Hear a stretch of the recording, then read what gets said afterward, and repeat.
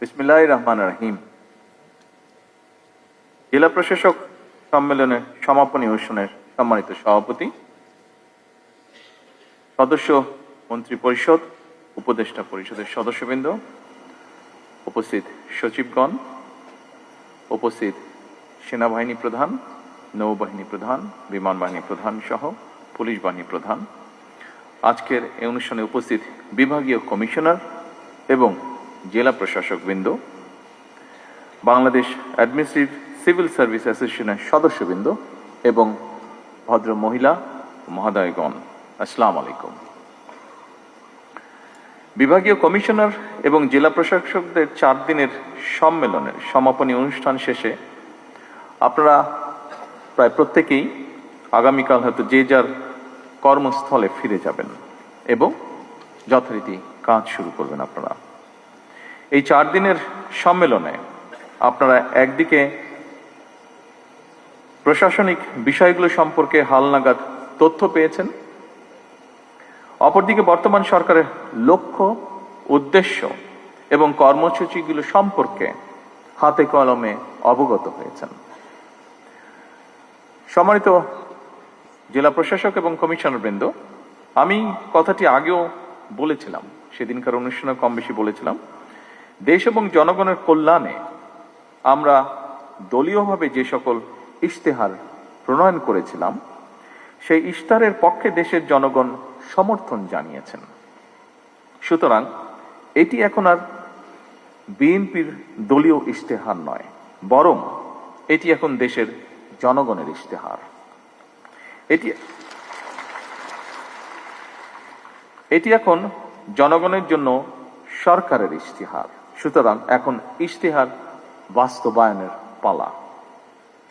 জনগণের কাছে দেওয়া আমাদের অঙ্গীকারগুলো এই মুহূর্তে আপনাদের সামনে আমি পুনরায় বিস্তারিতভাবে তুলে ধরতে চাই না, তবে শুধু এতটুকু বলবো, জনস্বার্থে নেওয়া সরকারের কাজগুলো বাস্তবায়নের প্রধান দায়িত্ব জনপ্রশাসনের উপরে বর্তায় এবং তাই সরকারের কর্মসূচি বাস্তবায়নের জন্য প্রশাসনের সাফল্য শেষ পর্যন্ত সরকারের সাফল্য হয়ে দাঁড়ায়।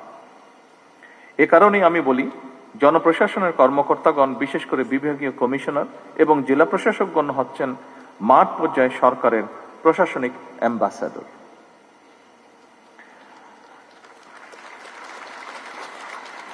সম্মানিত সকল উপস্থিতিবৃন্দ, বর্তমান সরকারের উপর জনগণের প্রত্যাশা অনেক। বর্তমান গণতান্ত্রিক সরকার জনগণের সকল যৌক্তিক প্রত্যাশা সাধ্যমতন পূরণ করতে বদ্ধপরিকর। এটি জনগণের প্রতি আমাদের অঙ্গীকার। আমরা কথায় কথায় বলি জনগণ রাষ্ট্রের মালিক। জনগণ যদি সত্যিই রাষ্ট্রের মালিক হয়, তাহলে এই মালিক অর্থাৎ সেবা গ্রহীতা যারা, তারা যখন অফিস আদালতে তাদের সমস্যা নিয়ে যান, তারা যেন আপনাদের সেবায় কিছুটা হলেও রাষ্ট্রের মালিকানা অনুভব করতে পারেন, সেটি নিশ্চিত করা কিন্তু আপনাদের দায়িত্বের একটি অংশ বলে আমি মনে করি। একজন সাধারণ মানুষ যখন কোনো সরকারি অফিসে যান, তখন সে সংশ্লিষ্ট কর্মকর্তা কিংবা সংশ্লিষ্ট অফিস ব্যবস্থাপনার মধ্যেই পুরো সরকার ব্যবস্থাকে মূল্যায়ন করে বা তা করার চেষ্টা করে। ধরা যাক, একজন সাধারণ নাগরিক কিংবা একজন দিনমজুর, তিনি যখন জন্ম নিবন্ধন সনদ সংশোধন করার জন্য আপনাদের অফিসে যান, তিনি হয়তো জানেনই না কোন টেবিলে যেতে হবে, কোন কর্মকর্তাকে কিভাবে অ্যাপ্রোচ করতে হবে। এমন পরিস্থিতিতে সেবাগ্রহীতা যদি সংশ্লিষ্ট কর্মকর্তার আন্তরিক ব্যবহার পান, তাহলে এটি রাষ্ট্র এবং সরকারের প্রতি জনগণের আস্থা এবং বিশ্বাসকেই বৃদ্ধি করে। আর যদি হয়রানির শিকার হন, তাহলে তিনি শুধু একটি সেবা থেকে বঞ্চিত হন না, বরং একই সাথে রাষ্ট্র এবং সরকারের প্রতি তার শ্রদ্ধা এবং বিশ্বাস নষ্ট হয়। সুতরাং রাষ্ট্র এবং সরকারের সঙ্গে জনগণের আস্থা তৈরির ক্ষেত্রে আপনাদের কার্যক্রম মুখ্য ভূমিকা পালন করে এবং করতে পারে। তাৎক্ষণিকভাবে হয়তো সবকিছু সমাধান করে দেওয়া সম্ভব নয়, এটি আমরা বুঝি, কিন্তু ভুক্তভোগীর মনে অন্তত এই ধারণা জন্ম নেবে বা জন্ম নেওয়া জরুরি, আপনি কিংবা আপনার অফিস তার সমস্যার সমাধানের ব্যাপারে আন্তরিক।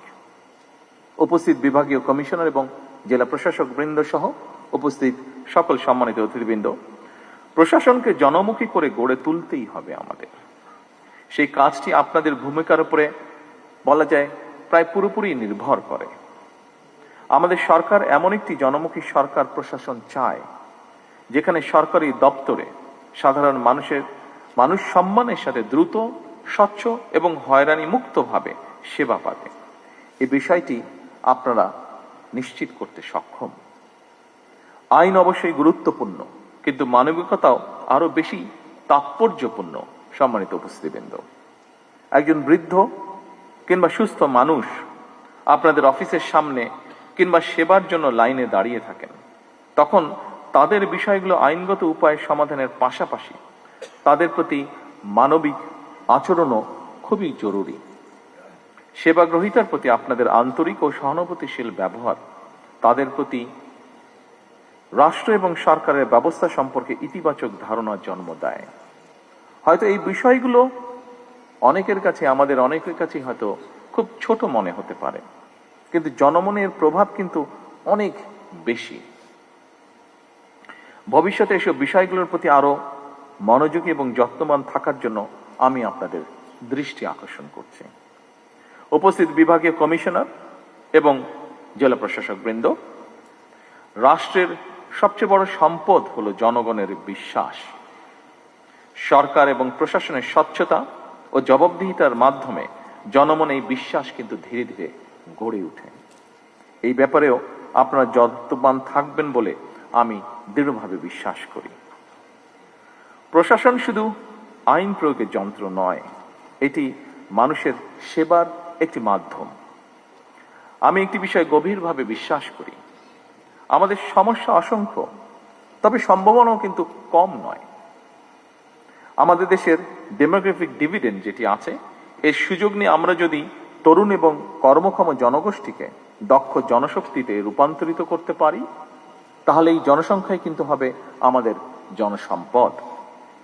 এবং বিশ্বাস রাখুন, এরাই কিন্তু বদলে দিতে পারবে আমাদের এই প্রিয় বাংলাদেশকে।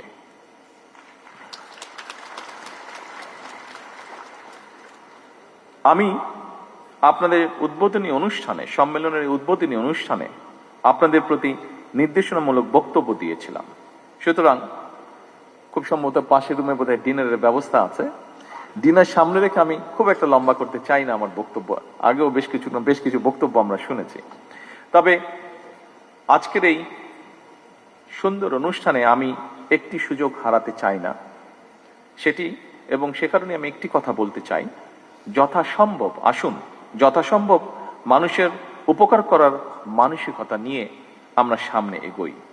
রাষ্ট্র এবং সমাজের ধর্মীয় সামাজিক মূল্যবোধগুলোকে জাগিয়ে রাখতে আমাদেরকে সম্ভাব্য সকল উপায় বের করা প্রয়োজন।